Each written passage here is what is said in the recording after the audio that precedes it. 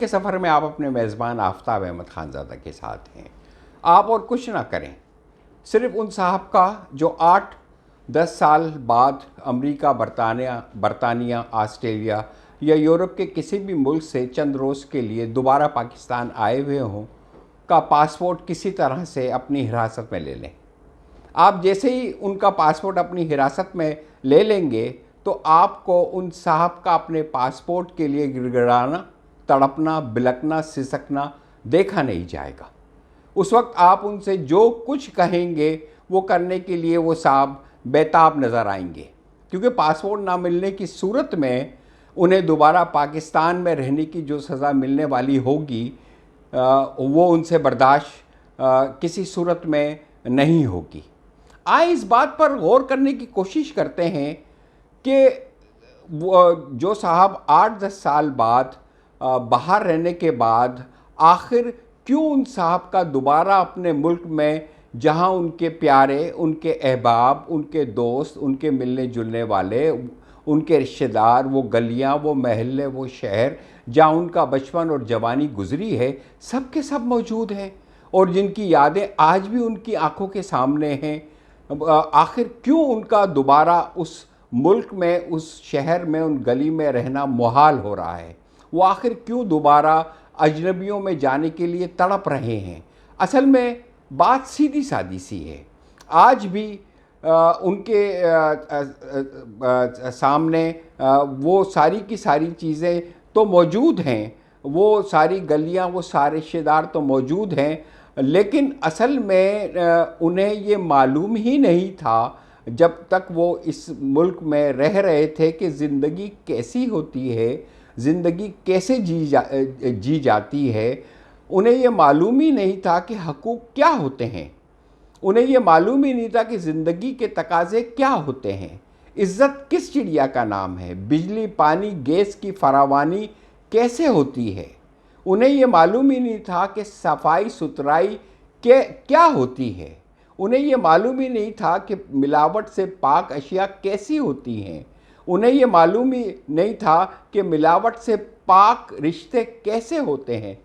بے غرضی کس بلا کا نام ہے، صفائی ستھرائی کیا ہوتی ہے، ملاوٹ سے پاک اشیاء کیسی ہوتی ہیں، رواداری کسے کہتے ہیں، کرپشن، لوٹ مار، اقربا پروری سے پاک معاشرہ کیسا ہوتا ہے، جمہوریت کسے کہتے ہیں، میرٹ کیا ہوتی ہے، ووٹ کی طاقت کسے کہتے ہیں۔ وہ ان سب بلاؤں سے لا علم تھے اور باہر رہ کر انہیں جیسے ہی ان تمام باتوں کی لذت کا علم ہوا اور انہوں نے یہ تمام باتیں اپنی آنکھوں سے حقیقت ہوتے ہوئے دیکھ لیں تو وہ آخر دوبارہ کیوں سزا کاٹنے کے لیے یہاں رہنے کے لیے مجبور ہوں گے، وہ آخر دوبارہ کیوں اس دوزخ میں رہنے کے لیے راضی ہوں گے۔ ہمارے ہاں تو لوگ اس طرح سے جیتے ہیں جیسے یہ کوئی عادت ہو، جیسے کوئی سزا ہو۔ ہم تو بس پیدا ہوتے ہیں اور مر جاتے ہیں، اس بیچ میں سناٹا ہی سناٹا ہے، گپ سیاہ اندھیرا ہے۔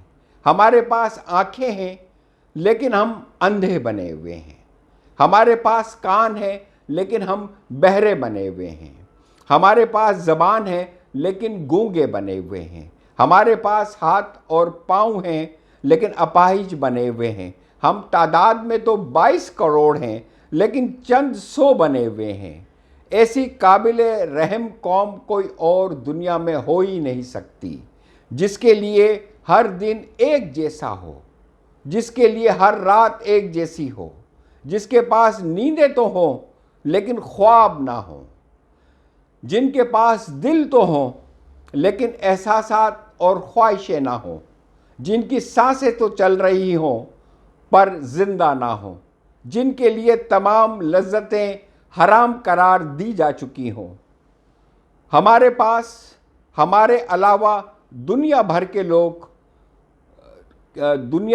لوگ جی رہے ہیں، زندگی کی رعنائیوں اور لذتوں سے لطف اندوز ہو رہے ہیں، اور ہم ہیں کہ تمام جو زندگی ہے اس طرح سے گزار رہے ہیں جس طرح سے کوئی زندگی دوزخ میں گزارتا ہے، کیونکہ دنیا بھر کے لوگوں کو یہ معلوم ہے کہ انہیں زندگی ایک بار جینے کو ملی ہے اور ایک بار وہ جینے کے لیے پیدا کیے گئے ہیں، اس لیے وہ زندگی کو بھرپور جیتے ہیں۔ ظاہر ہے انہیں یہ بھی علم ہے کہ ان کی زندگی زیادہ سے زیادہ 80 سال تک کی ہو سکتی ہے، یا اس سے کچھ 1-2 سال آگے پیچھے، اس سے زیادہ تو وہ نہیں جی سکتے، اس لیے وہ ایک ایک لمحے میں جیتے ہیں، ایک ایک لمحے کو زندگی سمجھتے ہوئے اس میں زندگی گزارتے ہیں۔ اگر ہم پاکستانی ہزاروں سال کے لیے اس دنیا میں آئے ہیں تو پھر الگ بات ہے، بہت وقت ابھی آگے پڑا ہوا ہے ہم سب کے لیے، کیونکہ ہماری زندگی ہزاروں سال ہیں تو ہم آگے جا کے جی لیں گے۔ اگر ہم نے یہ سوچ رکھا ہے تو پھر الگ بات ہے۔ اس لیے حضرت عیسیٰ کی پیدائش سے 30 سال قبل عظیم رومی شاعر ہوریس نے کہا تھا، انسانی فطرت کا سب سے بڑا المیہ جو میں جانتا ہوں وہ یہ ہے کہ ہم سب زندہ رہنے کو ملتوی کرتے رہتے ہیں۔ اپنی کھڑکیوں سے باہر جو گلاب کے پھول کھل رہے ہیں، ہم آج ان سے لطف اندوز ہونے کی بجائے گلابوں کے کسی طلسمی باغ کے متعلق خواب دیکھتے رہتے ہیں۔ ہم اس قدر احمق کیوں ہیں، اس قدر المناک حد تک احمق؟ اسٹیفن لیکاک لکھتا ہے، ہماری زندگی کا چھوٹا سا جلوس کتنا عجیب و غریب ہے۔ بچہ کہتا ہے جب میں ذرا بڑا ہو جاؤں گا تو کیا ہوگا؟ بڑا ہو کر لڑکا کہتا ہے جب میں بڑا ہو جاؤں گا تو پھر کیا ہوگا؟ اور جوان ہو کر وہ کہتا ہے جب میں شادی کروں گا۔ لیکن شادی کے بعد کیا ہوتا ہے؟ اس وقت خیالات تبدیل ہو جاتے ہیں۔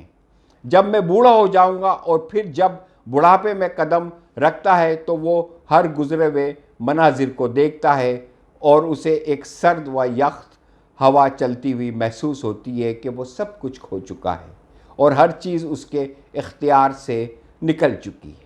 یہ اسٹیفن لیکاک نے لکھا تھا۔ آپ اور ہم اس وقت دو ابدیوں کے مقام استحصال پر کھڑے ہیں۔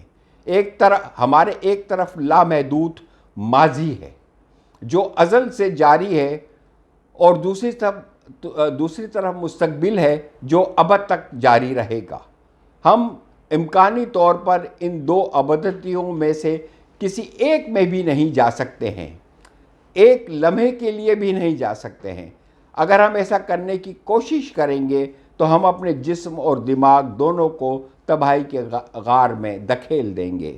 پھر کیوں نہ ہم اس وقت میں زندہ رہنے پر قناعت کریں جتنا عرصہ ہم زندہ رہ سکتے ہیں۔ زندگی ہر لمحے، ہر دن، ہر رات میں جینے کا نام ہے۔ ہمیں لگتا ہے ہم سب بیوقوف ہیں، اس لیے کہ اگر آپ کم جانتے ہیں تو آپ جاہل ہیں، اس لیے آپ عمل نہیں کرتے، اور اگر آپ زیادہ جانتے ہیں اور عمل نہیں کرتے تو آپ بیوقوف ہیں۔ ہم قطعاً معاف کیے جانے کے قابل نہیں ہیں، کیونکہ سب کچھ جانتے ہوئے بھی ہم نے اپنی ایک ایسی درگت بنا رکھی ہے۔ یہ دوزخ ہمارا اپنا انتخاب ہے، ایسی زندگی ہماری اپنی خواہش ہے۔ ہمیں مظلوم بننے کا خود شوق ہے، خود ترسی کے مرض میں مبتلا ہم خود ہیں۔ ہمیں درد میں ہی تسکین ملتی ہے، ہمیں دکھوں میں ہی مزہ آتا ہے، ہمیں ماتم میں ہی لذت ملتی ہے، ورنہ کس نے ہمیں روکا ہے، اور کوئی ہمیں روک بھی کیسے سکتا ہے؟ ہم بھی آج اپنے آپ کو بدل سکتے ہیں، ہم بھی آج اپنا جینا شروع کر سکتے ہیں۔ اگر پوری دنیا اپنے آج کو بدل سکتی ہے تو ہم بھی اپنے آج کو بدل سکتے ہیں۔ آئے ہم آج ہی سے جینا شروع کرتے ہیں، آئیں زندہ رہنے کو ملتوی کرنا بند کرتے ہیں، کیونکہ زندگی صرف اور صرف ایک دن بسر کرنا اتنا مشکل نہیں ہے۔